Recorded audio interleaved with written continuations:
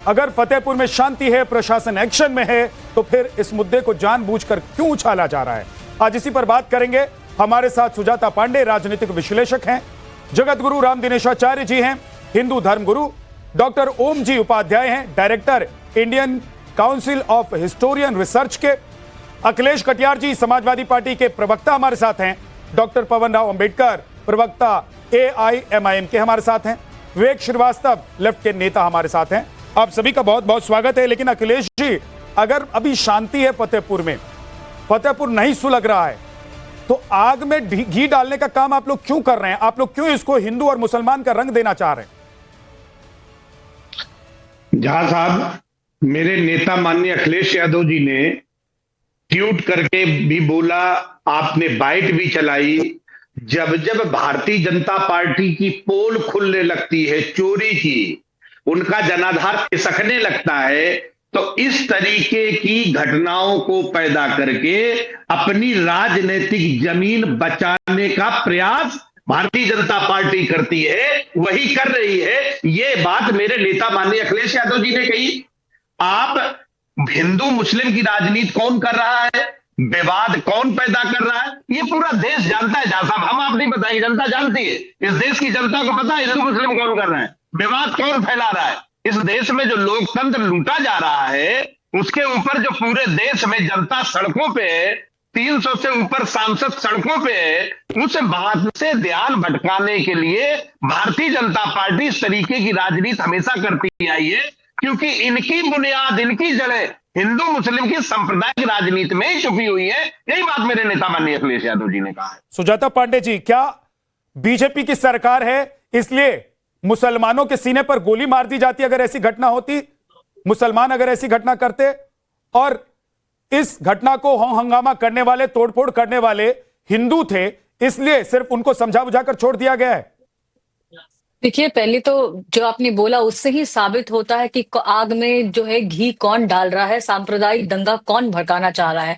जब वहां फतेहपुर में शांति है, 24 घंटे में पैक हो गया, धारा 144 लगा दी गई, 50 से ज्यादा FIR दर्ज हो गए, 10,000 लोग नामजद हो गए, सब कुछ शांति है, कोई दंगा नहीं है, बिल्कुल ठीक चल रहा है। तो उसमें ये जो सांप्रदायिक एंगल निकाला जा रहा है, और यहाँ तक देखिए कि फेक न्यूज, आपके चैनल पे जो बाइट चली अखिलेश यादव को, उन्होंने कहा कि मस्जिद गिरा दी गई।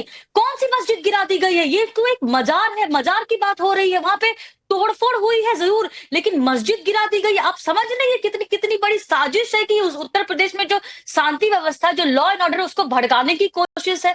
लेकिन आपको एक बात बताओ कि सत्य को दबाने से ना सिर्फ विवाद पैदा होता है, जन उससे समाधान जन नहीं लेते।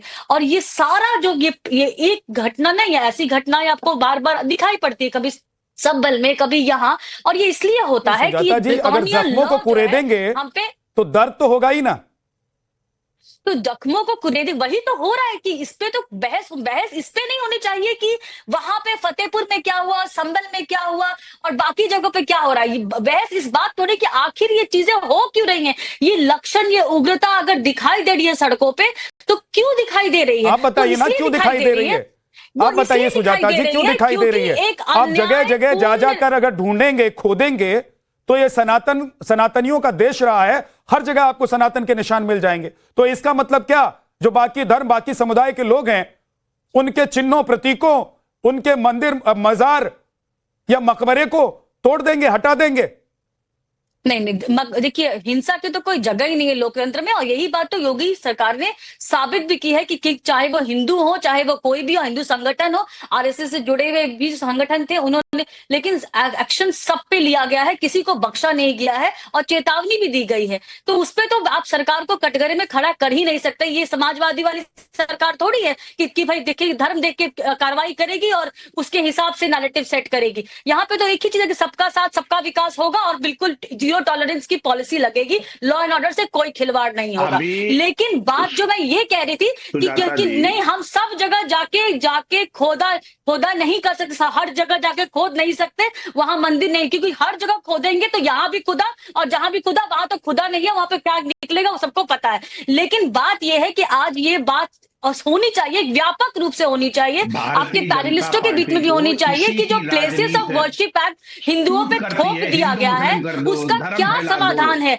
क्या इस तरह से हम एक नहीं आग पे पानी डाल देंगे तो समझ जाएंगे कि आग बुझ गई है? नहीं, वो जो चिंगारी जो अंदर में धड़कती है, जो एक छोटे से चिंगारी को बड़ा आग बना देती है और इतनी बड़ी आपको दिखाई देती है, उस पर व्यापक बहस होनी चाहिए। नहीं, आपको ये मानना पड़ेगा कि ये उग्रता ये एक आइसोलेटेड केस नहीं है। जो यहाँ मंदिर मस्जिद के अंश नहीं मिले, एक्शन मामला जो कर्नाटका में बहुत चोरी के जो अंश मिले हैं, जो सबूत मिले हैं, उसको दबाने के लिए ये चल रहा है। और सुजाता जी इसका कोई मतलब नहीं है। चाहे तुम्हारे वेद कहते हो, चाहे तुम्हारी कुल देवता हो, लेकिन वो दबेगा नहीं सुजाता जी। मंदिरों को जो कर्नाटक में हुआ, जो राजस्थान में हुआ, यहाँ पे जो वोटों की डकैती हुई है, उसके वजह से ये सब करना पड़ रहा है भारतीय जनता पार्टी को, और कोई वजह नहीं दूसरी। नहीं, लेकिन अखिलेश जी एक सेकंड, सुजाता जी एक सेकंड अखिलेश जी, लेकिन आप लोगों को लग रहा है कि ये सरकार अगर हिंदू मुसलमान कर रही है, ये सरकार फूट डालो राजनीति कर रही है, तो आप लोग तो कम से कम संयमित रहते।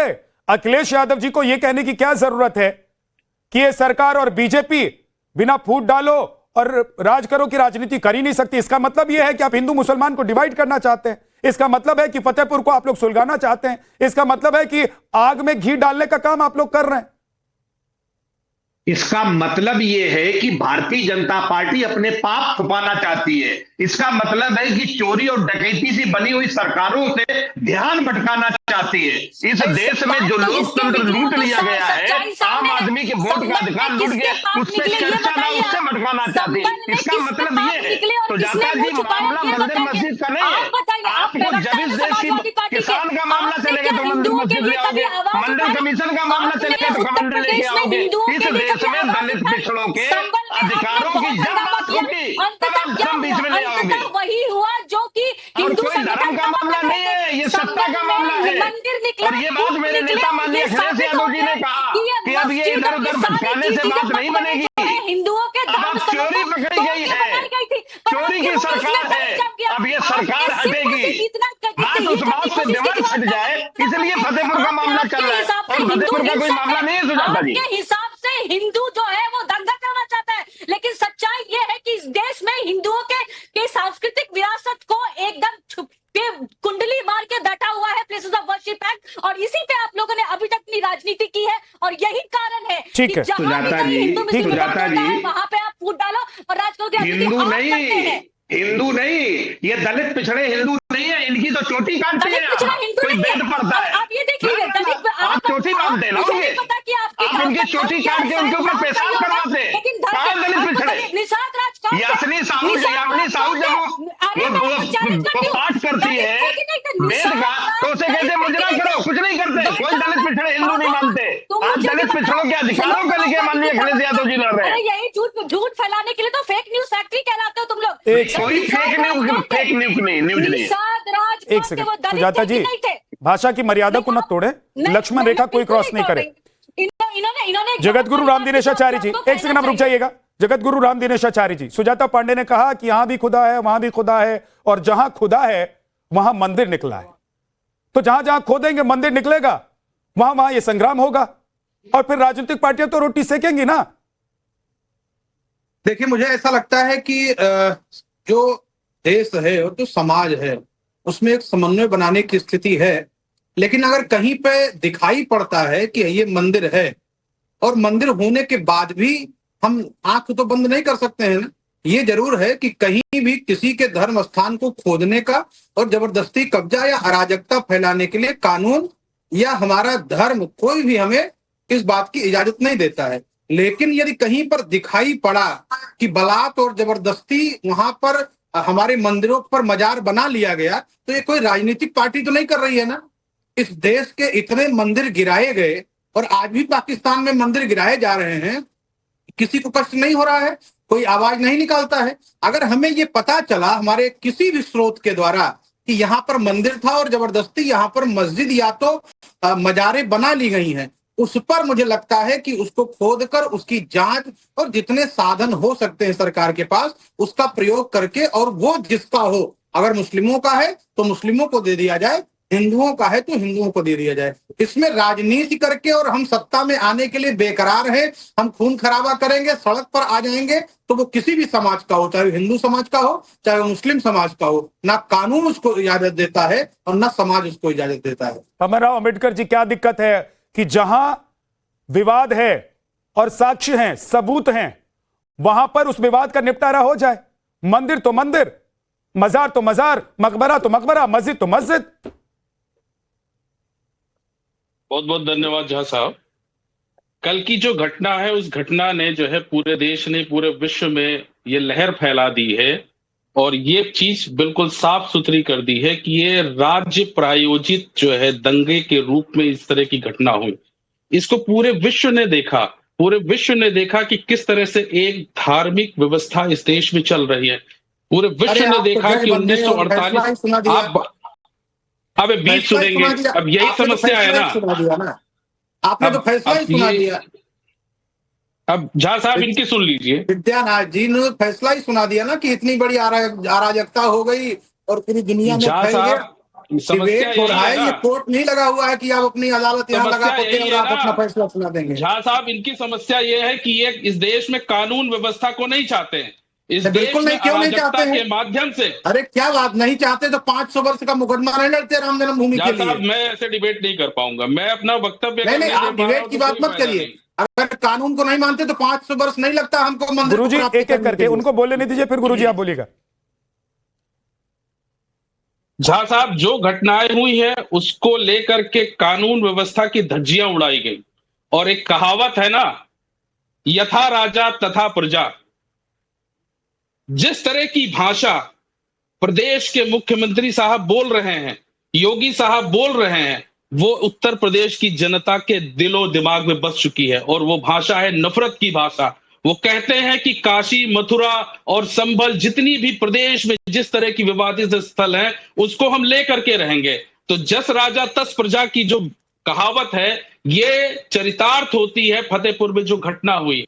अब आते हैं कानून पर। कानून 10 लोगों को जो है एफआईआर दर्ज करता है और इतनी ऐसी धाराएं लगाता है जिसको सुन करके, पढ़ करके हंसी आएगी। आपको मजाक लगेगा कि एफआईआर के नाम पर पुलिस प्रशासन किस तरह का खेल खेल रहा है। आपको यह भी जानना चाहिए कि पुलिस प्रशासन ही वहां पर मौजूद था। उसने वहां पर लोगों को प्रमोट किया, आगे बढ़ाया, धक्का दिया कि आप इस कार्य को कर सकते हैं, यहां पर जो है तोड़फोड़ कर सकते हैं, ये विजुअल चल रहा है तोड़ सकते हैं। अंबेडकर जी, पवन जी, ये विजुअल तस्वीरों में आप देखिए, आप कह रहे हैं कि पुलिस ने ही धक्का देकर लोगों को आगे बढ़ा दिया। यहां पुलिस धक्का देकर लोगों को पीछे करती हुई नजर आ रही है। तो आप लोग अपनी राजनीतिक रोटियां सेकने के लिए, आप लोग अपना एजेंडा चलाने के लिए सब झूठ बोलेंगे। ये तो खुल्लम खुल्ला झूठ है पवन जी, ये तो खुल्लम खुल्ला झूठ है जो टीवी पर बैठकर आप बोल रहे हैं।